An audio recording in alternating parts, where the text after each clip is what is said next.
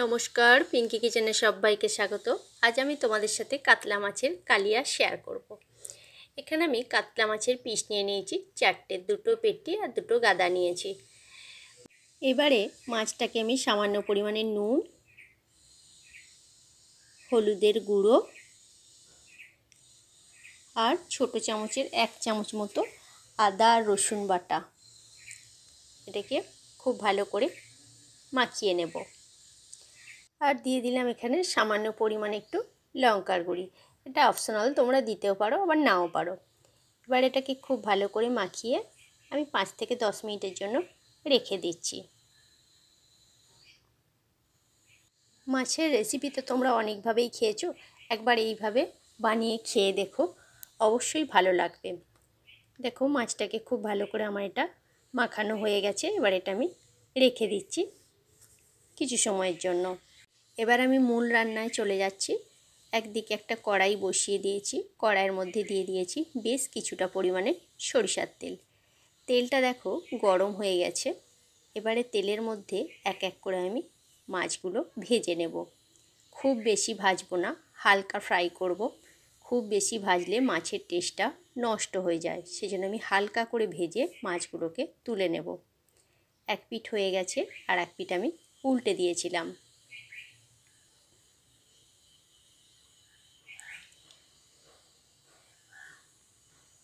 প্রথমে 2 পিস দিয়েছি, এই 2 পিস আমার ভাজা হয়ে গেছে। এই 2 পিসকে আমি তুলে নিলাম, আর বাকি যে 2 পিস আছে সেই 2 পিসটাও আমি ভেজে নিচ্ছি।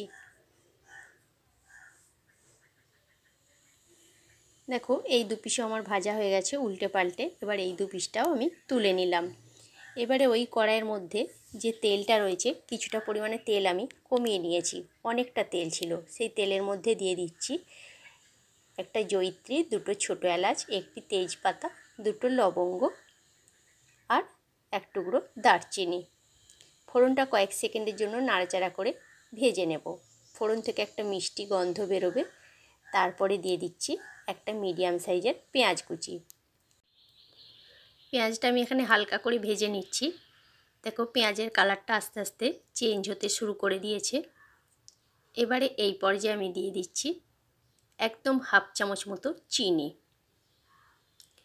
চিনিটা দিয়ে আবারও খুব ভালো করে নাড়াচাড়া করে পেঁয়াজের সাথে ভেজে নেব। চিনিটা দিলে কি হবে, কালারটা খুব সুন্দর আসবে। দেখো পেঁয়াজের সাথে চিনিটা আমার ভাজা হয়ে গেছে, পেঁয়াজের কালারটা আস্তে আস্তে পুরো একদম চেঞ্জ হয়ে গেছে। এবারে এই পর্যায়ে আমি দিয়ে দিচ্ছি পেঁয়াজ বাটা। একটা বড় সাইজের পেঁয়াজকে আমি বেটে রেখেছিলাম। এখানে আমি 2 ধরনের পেঁয়াজ ইউজ করেছি, একটা কুচানো আর একটা বাটা। পেঁয়াজ বাটাটা দিয়ে আবারও হালকা করে ভেজে নিচ্ছি। দেখো কালারটা চেঞ্জ হয়ে গেছে। এবার এই পর্যায়ে দিয়ে দিচ্ছি আদা, রসুন আর কাঁচা লঙ্কার বাটা। আমি এখানে সমস্তটাই শিলে বেটেছি, তোমরা চাইলে মিক্সিতে আলাদা আলাদাও পেস্ট করতে পারো। আমি এখানে একসাথেই করে দিয়েছি, আদা, রসুন আর কাঁচা লঙ্কাটা বেটে নিয়েছি, সেই কাঁচা লঙ্কা বাটাটা দিয়ে দিয়েছি। আর দিয়ে দিলাম 1.5 চামচ মতো কাশ্মীরি লাল লঙ্কার গুঁড়ো, ছোটো চামচের 1.5 চামচ। আবারও খুব ভালো করে মশলাটাকে কষিয়ে নিতে হবে। এবারে দিয়ে দিচ্ছি একটা বড় সাইজের টমেটো পেস্ট। টমেটো পেস্টটা দিয়ে আবারও খুব ভালো করে মশলার সাথে কষিয়ে নেব, যাতে টমেটোর কাঁচা গন্ধটা চলে যায়। গ্যাসের ফ্লেমটা মিডিয়াম টু লোতে রেখে রান্নাটা করতে হবে, হাই ফ্লেমে রেখে রান্নাটা করা চলবে না। দেখো মশলাটা কিন্তু একটু সময় ধরে কষাতে হবে, আর মশলার গা থেকে তেল ছাড়তে শুরু করে দিয়েছে, আর টমেটোর কাঁচা গন্ধটাও চলে গেছে। দেখো কালারটা কত সুন্দর এসেছে, দেখতেই পাচ্ছ, আর খেতেও খুব সুস্বাদু হয়। এবারে দিয়ে দিচ্ছি এখানে আমি 100 গ্রাম মতো টক দই। টক দইটাকে খুব ভালো করে আমি ফেটিয়ে নিয়েছি, আর গ্যাসটাকে হাইয়েতে রেখে খুন্তিতে করে একভাবে নাড়তে থাকতে হবে, তাহলে কি হবে, ছানা কাটা কাটা হবে না, না হলে দইটা ছানা কাটা কাটা মতো হয়ে যাবে। খুব ভালো করে আবারও মশলাটাকে কষিয়ে নিচ্ছি দইটার সাথে। দেখো কালারটা সম্পূর্ণ চেঞ্জ হয়ে গেছে, একটা সুন্দর কালার এসেছে। এবারে এই পর্যায়ে দিয়ে দিচ্ছি ছোটো চামচের 1 চামচ মতো ধনে গুঁড়ো, আর দিচ্ছি হাফ চামচ জিরে গুঁড়ো, দিয়ে দিলাম স্বাদ মতো লবণ,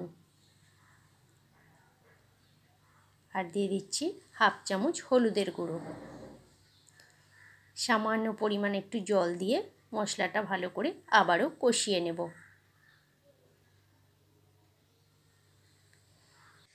রান্নাটা একটু সময় ধরে করতে হবে, তাহলে এর টেস্টটাও খুব ভালো আসবে। আর কালারটা দেখতে পাচ্ছ কতটা চেঞ্জ হয়ে গেছে, একটা সুন্দর কালার এসেছে, আর মশলার গা থেকে পুরো একদম তেল ছাড়তে শুরু করে দিয়েছে।